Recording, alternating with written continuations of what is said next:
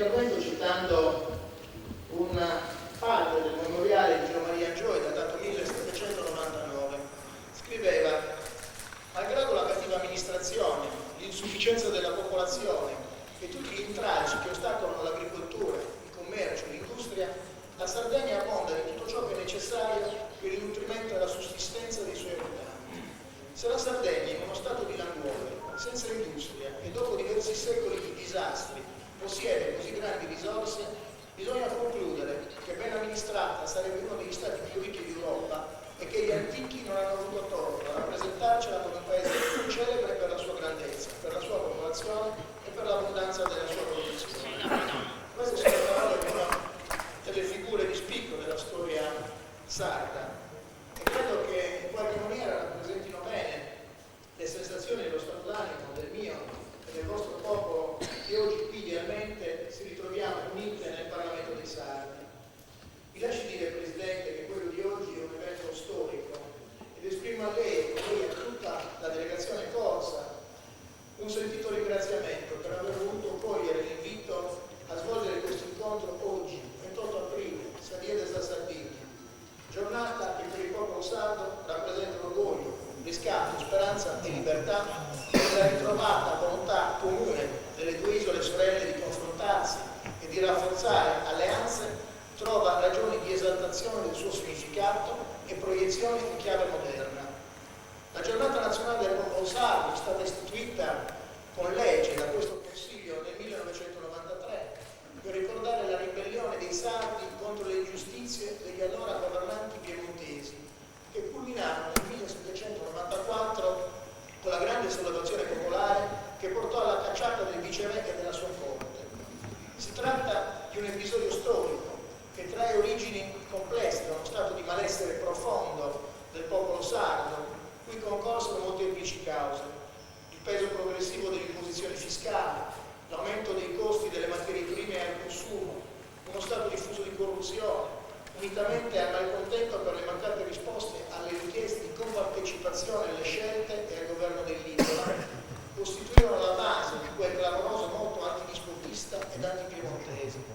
Quella data, del 28 aprile 1794, e l'episodio storico ricordato, che rappresenta un vero e proprio atto rivoluzionario, sono oggi il simbolo dell'orgoglio sardo e il riferimento per un percorso non ancora compiuto che trova le ragioni più profonde nella ricerca di autonomia, nella sua difesa e nel suo ampliamento verso il pieno riconoscimento della sovranità e dell'autodeterminazione del popolo sardo.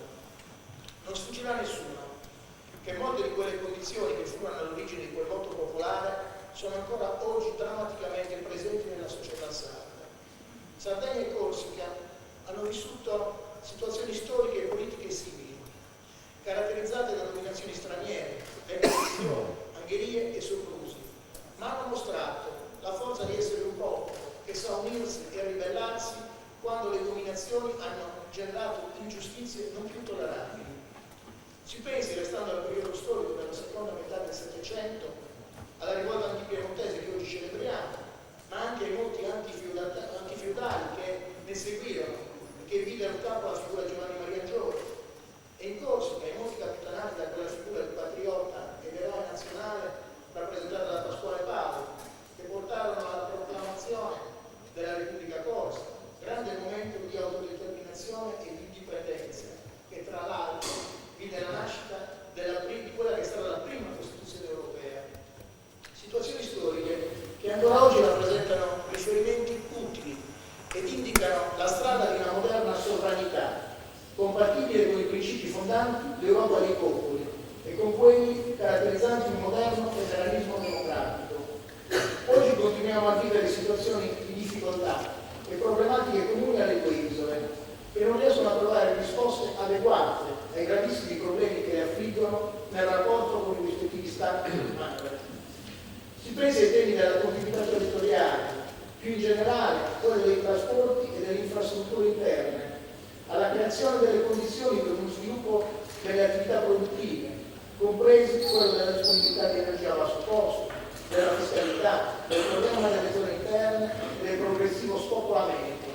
Situazioni che non hanno trovato e non trovano oggi adeguata risposta nelle interlocuzioni e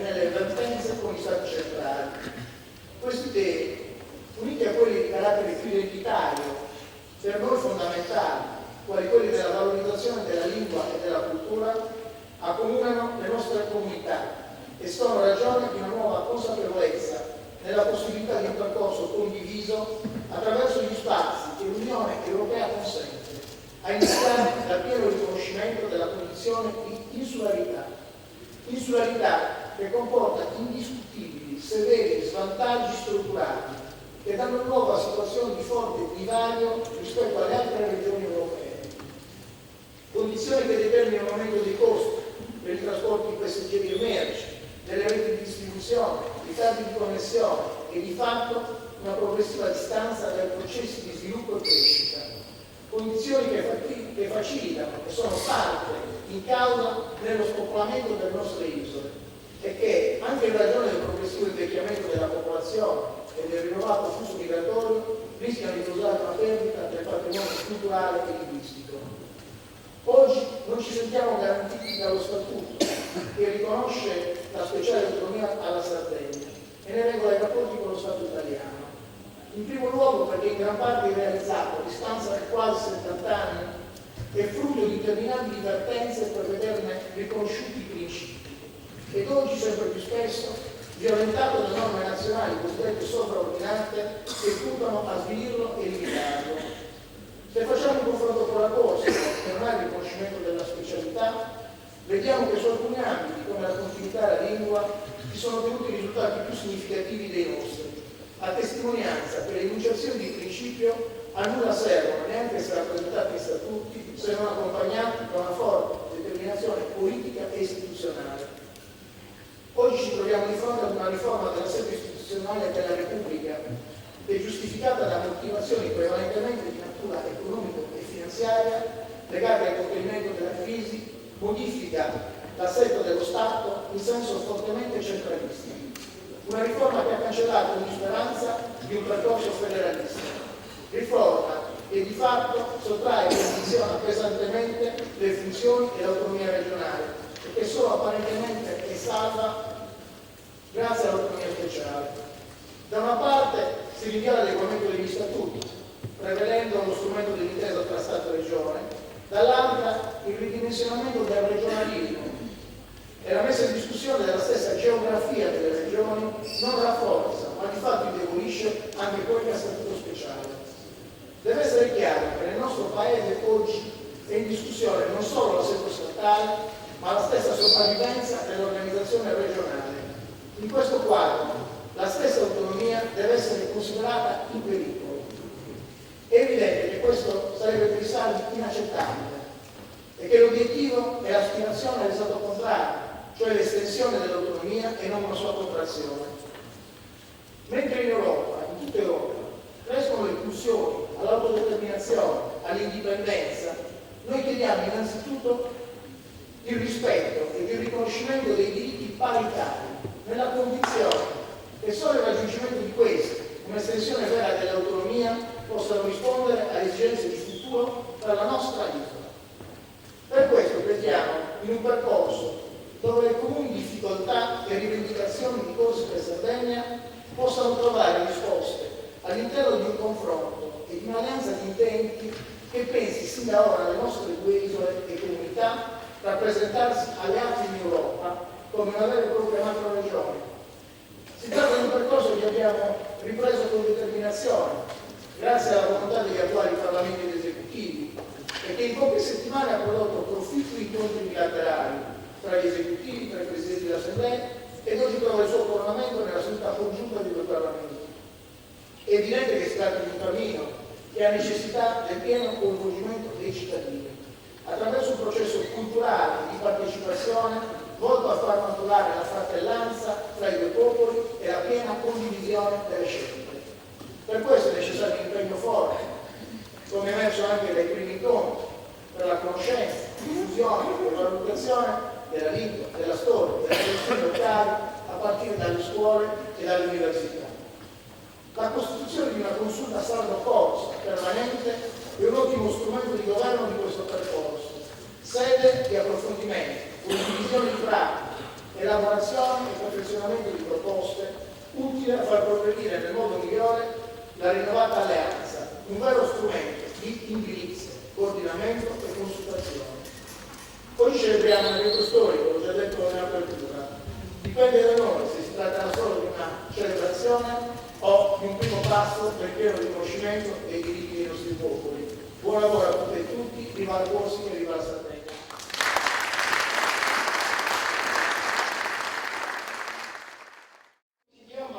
In greco il cammino si chiama Pontos. Siamo uniti qua per costruire un ponte tra le nostre isole, un ponte tra di loro e un altro fino a Bruxelles. Una provincia romana dal 231 a.C., la Sardegna, Corsica. La Sardegna e la Corsica sono sorelle da allora è trascorso un periodo comune di dominazione pisana e poi i nostri popoli sono stati intrappolati in potenze con interessi nemici. Siamo stati intrappolati in governi altrui, contrari alla nostra vicinanza e alla nostra cultura. Quando siamo stati sotto la dominazione genovese, siamo stati anche sotto la dominazione aragonese. Quando siamo diventati indipendenti, voi eravate insieme ai piemontesi e la paura dell'invasione ci ha fatto ancora più, ci ha isolato ancora di più, rendendoci più montanari e meno marinai. La costruzione della Corsica ci ha allontanato.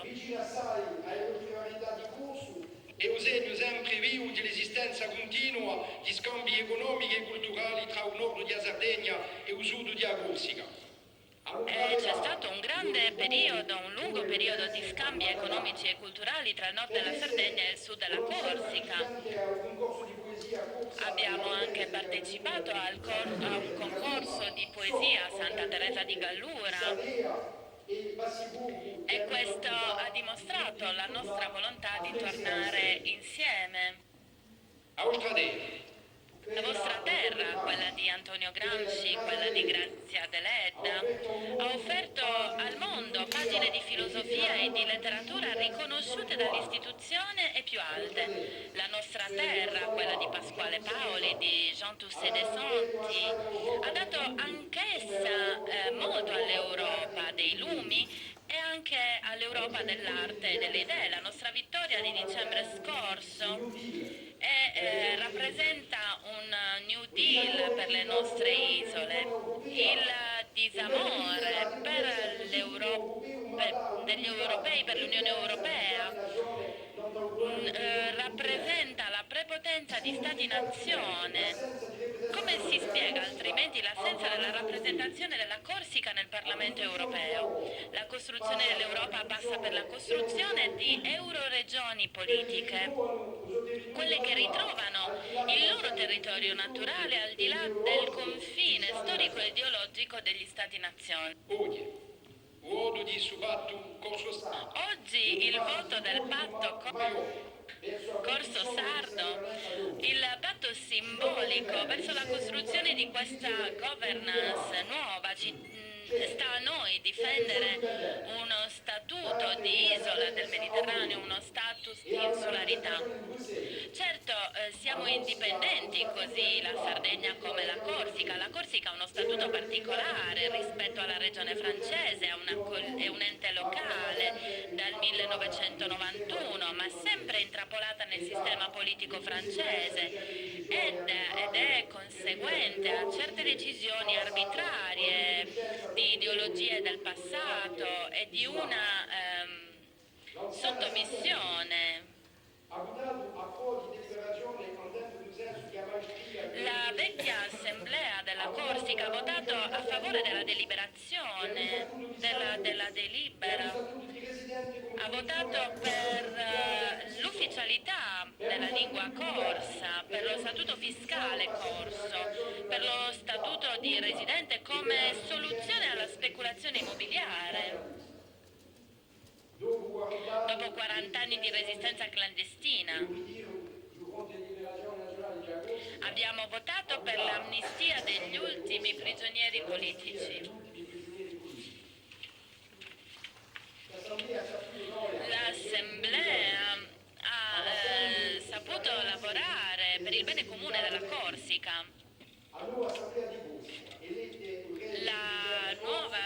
Assemblea della Corsica eletta il 13 dicembre scorso rappresenta una maggioranza indipendentista e autonomista. Per la prima volta dal governo di Pasquale Paoli la Corsica si è dimostrata libera dalla dominazione parigina e abbiamo gli stessi interessi comuni vicini alla Sardegna. Abbiamo in comune dei pezzi di storia e di cultura e soprattutto una forte amicizia tra i nostri due popoli. E adesso dobbiamo condividere la stessa penna per scrivere insieme il nostro futuro. Siamo qua nel vostro Parlamento per parlare con voi di questioni istituzionali e fiscali, di trasporti, di cooperazione economica, di scambi linguistici culturali, da approfondire e da strutturare. E le nostre università lavorano già insieme, dobbiamo accompagnare gli sviluppi di scambi tra studenti e progetti di ricerca. Lavoriamo con l'Università di Corsica e l'appoggio delle istituzioni corse. Siamo sicuri di ricevere il vostro sostegno e siate sicuri di ricevere il nostro. Evviva la Sardegna, evviva la Corsica, evviva l'Europa dei popoli.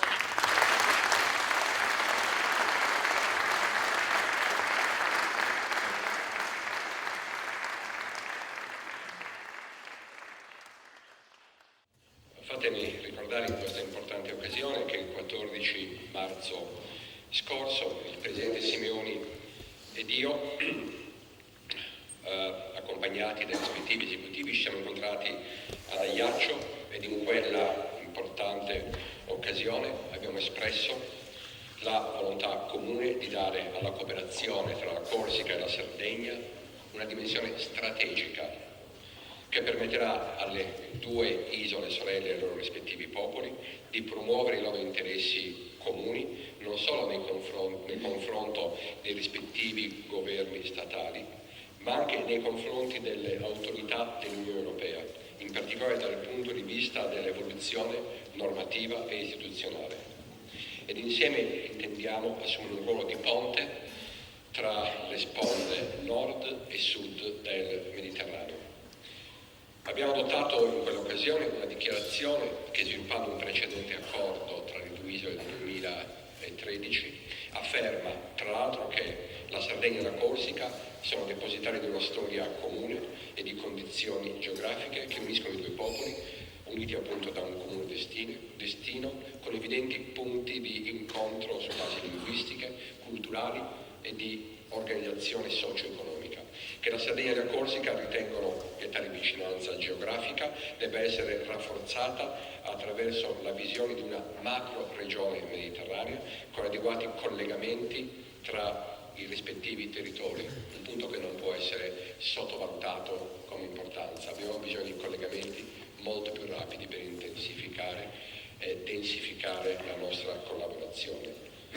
Che il popolo corso e sardo credono nella promozione di forme più avanzate di democrazia nell'area mediterranea e ritengono che la presenza appunto di una macro regione insulare possa favorire le relazioni dell'Europa con la sponda sud del Mediterraneo. Che la Sardegna e la Corsica credono al contempo che il rafforzamento delle forze di autonomia politica possano creare migliori condizioni di attuazione di una democrazia realmente partecipata. Ancora che la condizione di insularità che contraddistingue sia la Sardegna che la Corsica comporta l'esistenza di severi svantaggi strutturali che possono condizionarne le prospettive di sviluppo. Ecco, permettetemi di soffermarmi su questo punto, sul problema dell'insularità, il tema, credo, in cui la nostra collaborazione, che oggi accelera, si intensifica, diventerà sistematica, può produrre i risultati più importanti e più concreti. Ho parlato a lungo col Presidente Simeoni e abbiamo questa visione fortemente in comune, che la nostra sacrosanta aspirazione dei due popoli a un'autonomia forte, che come fattore cruciale, irrinunciabile di sviluppo del nostro benessere, del nostro appunto questa visione di un'autonomia forte deve vestirsi di concretezza, di risultati capaci di cambiare in meglio la realtà dei nostri popoli, in tempi certi e naturalmente anche rapidi. La condizione di insularità che ci contraddistingue, infatti, non è solo un dato geografico, ma è innanzitutto uno sviluppo storico differenziato di una cultura che ha creato una forte identità, ma, come ho detto, anche un importante svantaggio competitivo. E la nostra capacità di essere concreti si misura, io credo, nella nostra capacità di affrontare insieme in tempi rapidi questo problema. È una situazione, infatti, quella dell'insularità, che influisce non solo sul livello del benessere della nostra regione, ma influisce le nostre possibilità di crescita. Nel momento in cui le politiche di coesione portate avanti dall'Unione Europea e dai governi nazionali si traducono essenzialmente in politiche di connessione di rete, di connessioni, di vicinanza, di trasferimenti di conoscenza, la condizione insulare crea svantaggi profondi e, permettetemi di aggiungere, crescente, perché rende particolarmente difficili quelle connessioni che invece diventano sempre più importanti nell'economia globale e moderna e interconnessa, appunto. Se un territorio è isolato e periferico, non ha una massa critica interna adeguata, soffre di un handicap strutturale che incide negativamente in modo permanente e cumulativo sulle sue prospettive di sviluppo. Molto positivamente abbiamo pertanto salutato le importanti novità introdotte a livello comunitario dal Trattato di Lisbona, con le quali finalmente le regioni insulari sono state inserite tra le regioni a cui è necessario riconoscere una attenzione particolare dell'articolo 174 del Trattato, alle quali debba essere appunto riconosciuto un regime specifico che preveda esenzioni e deroghe rispetto al regime ordinario dell'Unione, nonché un trattamento differenziato nell'ambito della definizione dei fondi a finalità strutturale. Tuttavia, pur senza voler fare inutili generalizzazioni e quindi guardando in primis alla nostra esperienza concreta, non possiamo non rilevare come queste nostre speranze siano andate per adesso vane. Neanche l'attuale programmazione 2014-2020 è riuscita a tenere adeguatamente conto degli obiettivi enunciati nell'articolo 174 con riferimento alle regioni insulari. Nonostante le richieste più volte avanzate dalle nostre regioni, l'impressione è che il rispetto del principio di insularità sia stato, se non completamente, almeno parzialmente tradito. Pertanto credo che ben possiamo affermare che, se da una parte le disposizioni normative comunitarie ormai finalmente riconoscono l'insularità come condizione di svantaggio strutturale che ostacola lo sviluppo economico e sociale di alcuni territori dell'Unione, dall'altra a tale riconoscimento non sono state ancora corrisposte specifiche linee di finanziamento mirate o azioni appunto specifiche che siano indirizzate in maniera esclusiva alle nostre regioni con la loro caratteristica di insularità.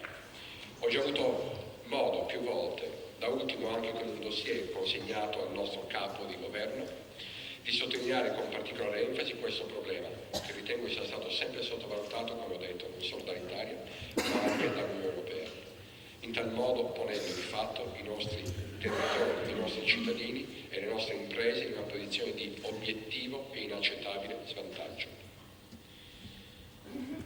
Per quanto ci riguarda è quindi chiaro che viviamo una disparità che è la palese violazione del principio di uguaglianza, perché tratta situazioni diverse con strumenti normativi invece uguali. È necessario costruire un percorso istituzionale dunque che porti al riconoscimento concreto, fattivo della condizione di insularità, così da poter usufruire di vantaggi tali da ridurre il divario che oggi soffriamo.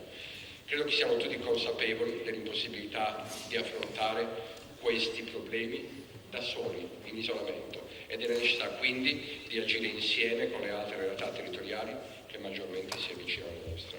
Una collaborazione che per di più non può limitarsi a qualche momento dell'anno, ma che deve necessariamente perdurare nel tempo in maniera strutturata e coordinata. Su questo punto è quindi ora di inaugurare con la Corsica, e lo stiamo facendo, abbiamo iniziato, stiamo continuando oggi, in modo importante, una nuova stagione di rapporti politici e istituzionali, in modo che la rivendicazione di pari opportunità delle regioni insulari possa declinarsi in atti concreti, capaci di ridurre gli svantaggi che la condizione di insularità ci sta continuamente imponendo. L'intento della nostra rinnovata collaborazione in primo luogo con la Corsica è quello di avviare su temi specifici tavoli di lavoro per dar vita a proposte che possano favorire i nostri territori accumulati dalla componente insulare e di diverse problematiche ad essa legate. Come ho ricordato, la prima parte di questo percorso si è concretizzata il 14 marzo da Ajaccio, nell'occasione che ho già descritto. Ma la condizione geografica che accomuna Sardegna e Corsica è però anche in grado, io credo, oltre ad essere un problema che dobbiamo insieme superare, è anche in grado di generare evidenti opportunità di sviluppo che per essere sviluppate necessitano di un collegamento in rete e di azioni comuni anche con le altre isole del Mediterraneo caratterizzate dalla perifericità rispetto alla piattaforma continentale. Per questi motivi abbiamo convenuto con il Presidente Simeoni sulla necessità di lavorare congiuntamente per il superamento dei problemi che abbiamo in comune, ma soprattutto per sviluppare insieme progettualità e iniziative condivise che possono favorire lo sviluppo dei nostri territori. Mi piace annunciare che nei prossimi mesi, insieme al Presidente Simeoni, insieme alla Corsica, lavoreremo per consolidare le nostre relazioni istituzionali oltre il nostro naturale e profondo e crescente rapporto, per svilupparlo appunto verso altre realtà insulari del Mediterraneo, a partire dalle isole Baleari, per essere più forti di fronte ai nostri Stati e di fronte all'Unione Europea, per poter far emergere con più forza e con più efficacia le nostre comuni ragioni. Il risultato che siamo prefissati è quello di individuare appunto soluzioni operative che siano effettivamente in grado di compensare gli svantaggi legati alla comune condizione di insularità. Attraverso forme di fiscalità di vantaggio è fondamentale l'adozione di regimi specifici sulla concorrenza, un pacchetto di richieste serio, concreto, articolato, tecnicamente inattaccabile, che sottoporremo congiuntamente all'Unione Europea. Il lavoro che ci attende dunque è un lavoro impegnativo, ma crediamo assolutamente necessario per proiettare le nostre isole e i nuovi scenari e renderle finalmente in grado di sfruttare quell'enorme potenziale di crescita che tutti insieme le nostre isole condividiamo. Insieme di nuovo le due isole sorelle, Sardegna e Corsica, cambieranno la condizione di insularità anche per le altre isole del Mediterraneo, da un vincolo allo sviluppo a una grande comune opportunità di crescita e di benessere per la nostra gente. Viva la Corsica, viva la Sardegna.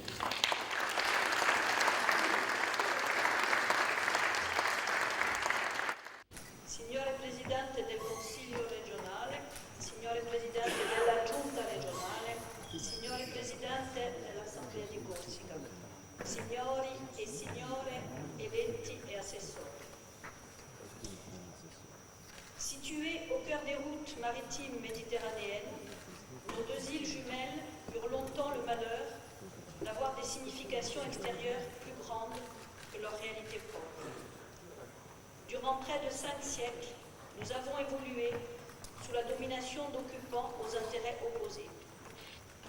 Longtemps île pauvre, en marge de la révolution industrielle, la Première Guerre mondiale réveilla nos revendications insulaires. Fernand Braudel dit que ce ne sont pas les espaces géographiques qui font l'histoire, mais bien les hommes, inventeurs de ces espaces. C'est pourquoi, depuis les années 80, nous participons et travaillons à l'invention d'un destin commun. Car, plus que la géographie, l'histoire, l'économie, c'est bien le politique qui déterminera le rapprochement entre ces deux îles sœurs de la mer Tyrrhénienne. C'est pourquoi, aujourd'hui, jeudi 28 avril 2016, journée du peuple sarde, Iues Prisardi, nous posons ensemble les premières pierres du Conseil permanent corso-sarde, instance conjointe, politique et prospectrice. Ce Conseil sera la matrice du rapprochement et de l'émancipation de nos îles sœurs dans la perspective d'une construction plus grande encore, celle d'une euro-région méditerranéenne.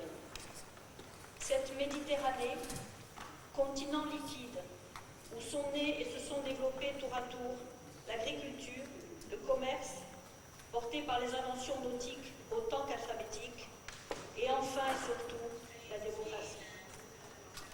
Cari amiche, cari amici, siamo venuti ad abita a una vecchia alea, quella dell'isola Azzurrelle.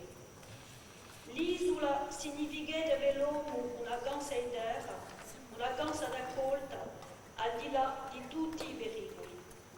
Un al di là in dove nasce e si nasconde per sempre a speranza e l'uomo.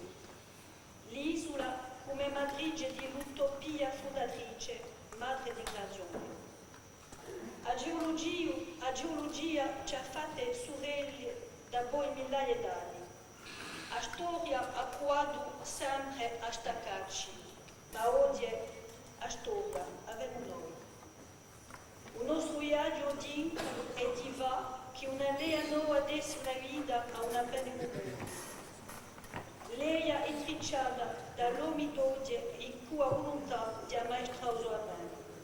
Due isole che vogliono scegliere il suo destino e scrive da merelle e pagine della sua propria storia. Una storia scritta a due mani, in due lingue, ma verso una sola strada. Viva Sardegna e viva Roma! Di aderire alla costituzione della consulta sardo-corsa per la predisposizione di atti, documenti e di ogni ulteriore iniziativa finalizzata al conseguimento degli obiettivi citati in premessa, nonché per la salvaguardia e la valorizzazione dell'identità del popolo sardo e del popolo corso. Secondo punto, di indicare i rispettivi presidenti delle assemblee regionali e nei presidenti di gruppo del Consiglio regionale sardo e dell'assemblea corsa i componenti della consulta che all'unanimità dovrà approvare nella prima seduta il regolamento per il suo funzionamento e dovrà riferire alle rispettive assemblee sulle attività svolte e gli obiettivi raggiunti ogni 6 mesi. Di dare mandato al Presidente del Consiglio regionale perché, previa intesa col Presidente dell'Assemblea di Corsica, proceda alla convocazione entro e non oltre 60 giorni dall'approvazione della presente mozione della prima riunione della consulta sardo-corsa. Questo è il testo della mozione. Chiedo se ci siano interventi. Allora metto in votazione. Chi è favorevole? Il Consiglio approva.